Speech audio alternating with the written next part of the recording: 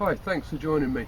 This is a short video to teach you how to make some nice tendon cordage from the leg of a deer. Firstly, we'll show you where the tendon is by taking a nice sharp flint knife, cutting through the side of that leg and exploring. If you can see within here, just cut either side of it so you can really get a clear view. Big strong tendon laying right from this knee joint all the way down to where it separates and becomes part of the toes. What you should be able to extract is a nice, actually quite white and clean, soft tendon. At that point we need to dry it so it becomes kind of clear and almost a straw-like material to this stage. Once we get it to that stage, then what we're going to do is, between two rocks, move this out of the way so we've got a bit of space to work. What we're going to do is gently beat that tendon and keep turning it,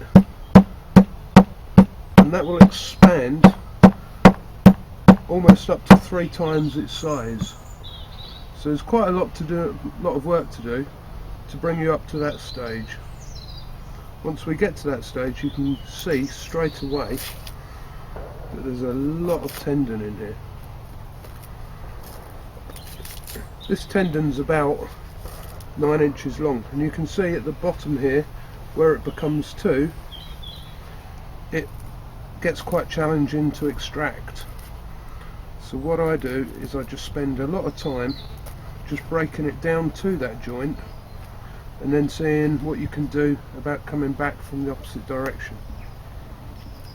It's a bit fiddly and you do have to kind of work at it to get it all to release. So the finer you run it, there we go, that's our first extraction, and then this little piece will break down. As you can see, when I pull it apart, all the little micro fibres in there. So as you do, some I prepared earlier into this bundle that's been nicely separated now, and what I want to explore and put in the value of this workshop together is how to take something which is 7 inches long and turn it into an extreme piece of cordage that is, you know, so strong that I can't break it, and it's probably about 90 pound breaking strain there. From one tendon I've managed to gain 10 foot of real cordage. So let me teach you as best I can how to deal with this. I'll start off and pull it so I'm between the thumb and the finger. I've got a little bit further out on one side than I have the other. Ease them in the same direction, and the one closest to you, roll it towards you with your thumb and then pass it over the top of the other one. So you roll your thumb towards you, collect the furthest one up between the second 2 fingers, roll it away. As you do that, let this hand creep forward and pick up the work that's just been done. Now, this kind of travel is always going to mean that one of these is running out. So what we do is you take another small bundle, you just pass it past the joint and roll it in.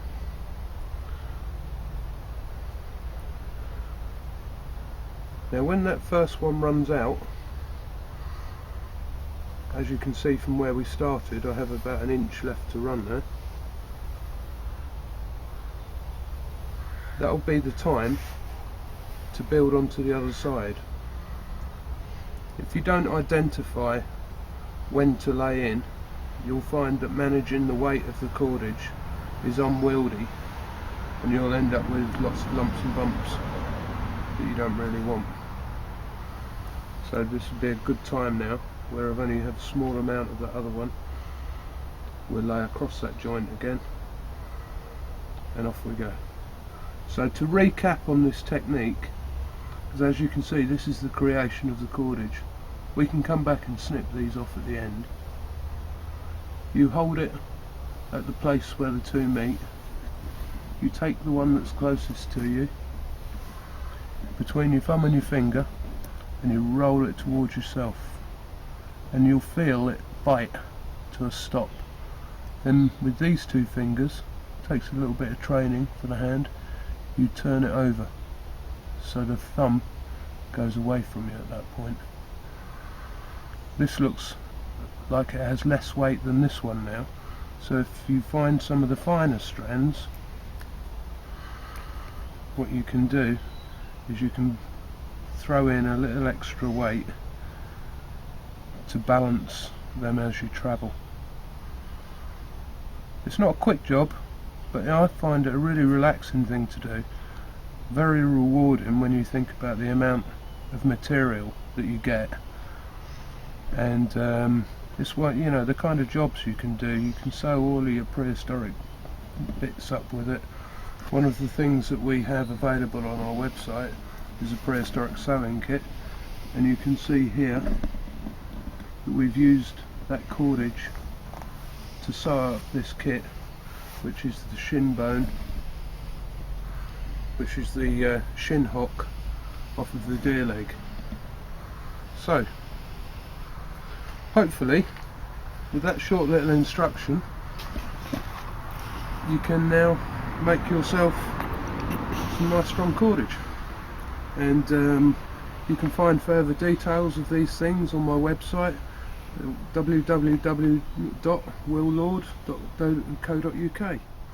Thanks for watching.